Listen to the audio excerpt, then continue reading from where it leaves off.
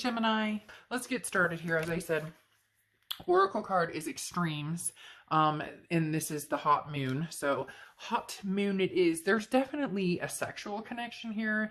And again, like I said, there is an attraction. It's just how deep is the attraction, and is it something that could be reopened? Now, very interesting. You have in your head and your heart. Oh, by the way, I do you on this side, them on this side can be completely reversed. So if you're like, this matches me totally and this doesn't, whichever works. It doesn't have to be exactly that, but I will be reading you on the side. Cross watchers welcome as well. So you have the wheel here in your head. You're kind of back and forth. So one minute you feel like this is divine timing, that it is your destiny to possibly have another go with this person, or have another, like the book is not closed, the chapter's not closed. There is a possibility of, you know, the wheel turns and you guys have, this is unplanned changes. It's karmic connections. It's destiny. So part of you feels like this is destiny coming back around, or that destiny was not fully fulfilled with this person. You guys still have some things to learn from each other, or again, it's not completely done. But what's interesting is, you know, it could turn into another hot night. Now in your heart you have the Magician card. The Magician card is manifesting something. The Magician card is having the tools to get what you want, but not knowing exactly how to use them. So kind of, you know, if you want this person from the past back, you have the ability to have the conversation or communicate, or it's almost as if maybe they've come towards you and said, I miss you, or they've come towards you and said, you know, I want this partnership with you, and you've been like, I'm not sure what I want. I'm not sure if this is, so it's almost as if you could have what you want, Gemini, but you're choosing not to. And you're just, there's some hesitation here on your part. So again, in your head, it's almost as if you know that this wheel is coming back around towards this person, but in your heart, you're not sure which direction you want to go. You're kind of like, well, I could manifest somebody completely new, somebody completely different, or, you know, I could come back around with this person, but I'm manifesting a whole new situation, right? Now in their head, they have the King of Wands, and in their heart, they have the Three of Wands. Very interesting, because the King of Wands is a very moral, somebody who's very magnetizing. People are drawn to this person.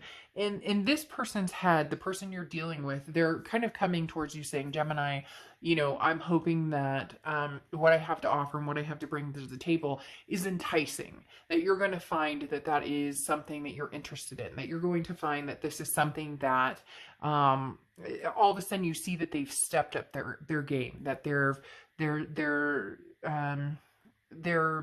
like a whole new, they're on a whole new level, whole new vibration.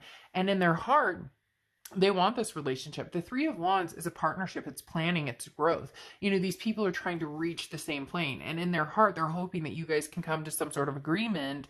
Not in a business sense, like, hey, let's sign a contract. Hey, for some of you, maybe it is. Maybe it's marriage or something along those lines. But they're hoping that in their heart, you guys can come together as a growth, as a partnership, that this can become what it once was, but even better. That's why I said they're trying to come across as the King of Wands, somebody who's stepped up their game, and that is desirable, that hopefully you have that desire towards them.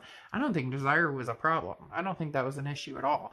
Now, in the present sense, you have the Ace of Swords and the Five of Wands. The Ace of Swords is power, clarity, logic. This is saying, look, there are certain things that I'm interested in, and I'm trying to decide whether you're one of them, because like I said, you do have the attraction for them, you do miss them, you do have the inner feeling, or you have had the inner feeling. Maybe now it's slighted, or maybe now it's, you know, time has passed and you're kind of like, oh, Dark Dove, I don't really think about them.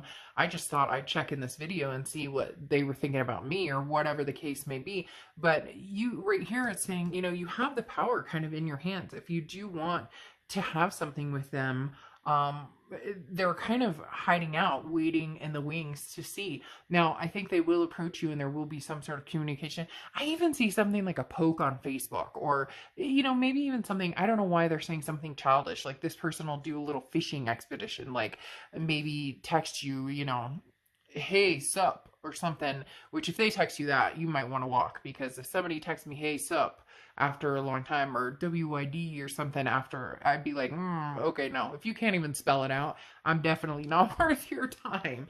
But you do hold some sort of power here in the fact that you know, you're kind of the decision maker here a little bit, because the Five of Wands comes along as well, which is competition, priorities, and chaos. So this may come at an odd time for you for some reason, Gemini. You may already be seeing somebody. You may have people who, you know, are wanting to date you. There may be there may be a lot of things going on in your life. It could be pertaining to work. It could be pertaining to kids, to family, whatever it is. You know, it could be pertaining to the chaos that everybody is facing right now, and it's affecting your life in many different areas. But the Five of Wands definitely suggests that you have some people competing over your time and attention, and this person, this is where the Ace of Swords, that power and clarity comes in, to where it's like, it's your choice. You know, which do you choose? This person is kind of laying in limbo, as I said, because they have the Hermit card, which is Virgo's card. So you could be dealing with a Virgo or have Virgo placements in your chart, which I find interesting, because the only other sign that got this card is Virgo. You know, and there's, I think, I don't remember how many cards in this Oracle deck, but you know, a lot for you guys to have pulled the same card for your Oracle coming in. So, and here's Virgo showing up.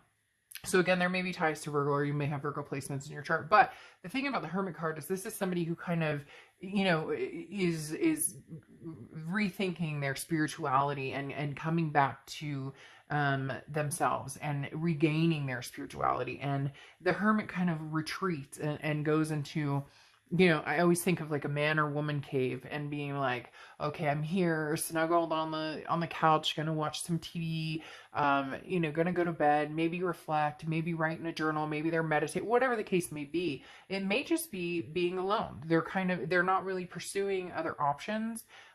They are interested in what you're up to and possibly pursuing something with you, but they're not going to force it. They're going to let nature take its course, or divine timing, or the universe, because here they have the Wheel of Fortune like you did. So here in the present, like in your mind, you knew that there would be a comeback around, but in their mind, they're sitting here saying, okay, you know, I might express myself to Gemini and say, hey, how's it going? But you may come across as, I'm not really sure. I've got a lot going on here. You know, I mean, what are you here for? Like, for somebody out there, it may resonate with one person, but somebody out there is going, you know, what do you want? Like, what do you bring to the table? I don't really have time for this. What is it you have to say here? Or what do you want from me, basically? And they know that. So they're kind of, again, low key. They're laying low. They're not forcing anything, but they're not going anywhere either. So this is somebody who's kind of like waiting you out a little bit. Not that they're sitting with bated breath going, you know, is Gemini going to call me? When are they going to attack? But they're kind of like, all right, I'll let Gemini go through the motions and figure out what they want to do. Now, in the future down here, you have the Seven of Cups, which means choices, temptations, options. This is, like I said, with the Five of Wands. You have some sort of competition for your time, attention. You have other options, even if it's friend options, even if it's friend with benefit options, even if it's, you know, other obligations that you have going on. There's certain things that, you know, that are taking up your time, or taking up, or you prioritize over this other person. Because again, the Seven of Cups is, what do I want? Do I want love? Do I want money? Do I want to spend more time with my kids and you know, friends and family? And really, you're going to think about this, because the Queen of Pentacles is next. And this is somebody who's very wise, but somebody who has learned, you know, somebody who has learn from their mistakes. Also a very maternal, paternal energy, so a very nurturing energy when it's reciprocated. So in essence, the Queen of Pentacles is like, if they want me, or they want to get to know me again, or if they want back in my life, they're gonna have to work for it. And I think that's how you're gonna come across a little bit, because they're slowly going to be offering this pentacle to you. Now, again, like I said, the Queen of Pentacles is a very nurturing energy, very generous, but generous to somebody that she knows as being organic with her or him. I don't apply sex to the cards, but the Queen of Pentacles is somebody who's like, I'm wise to the bullshit, so I'm not going to play the games. I don't have time for, you know, the craziness. The Queen of Pentacles is somebody who's literally like, you know, she or he is very nurturing and is very like, they're improving their life and they're moving away. The Queen of Pentacles moves away from you know, situations that aren't going anywhere, situations that are close-ended. And so this is where you're kind of deciding what your options are, and do you want to, you know, hop on this merry-go-round, this Wheel of Fortune again. Now, like I said, they're sitting here with the Knight of Pentacles and the Star. The Star is beautiful. It's hope, it's faith, it's believing, it's inspiration. They are inspired and believe that you are the one for them, and that this is going to happen, and that if they give you enough time and if they wait this out, again, I don't see them looking for a bunch of people. You're in fact the one who has the options, or has other people here that could possibly come through. They're kind of just saying, look, you know, again, the universe, I'm throwing it up to the Wheel of Fortune. See how that's connecting up here to the Wheel of Fortune? I'm throwing it up there saying, you know, when it's time to turn back around, when it's divine timing and destiny, I'm asking that it comes back to Gemini, basically, is what this person's saying. And then with the Knight of Pentacles, the Knight of Pentacles is a very, the Knight of Pentacles is a very cautious energy. So the Knight of Pentacles is definitely an energy of, you know, I'm going to work towards it. Like I'll step up my game inch by inch. So again, they don't want to force anything.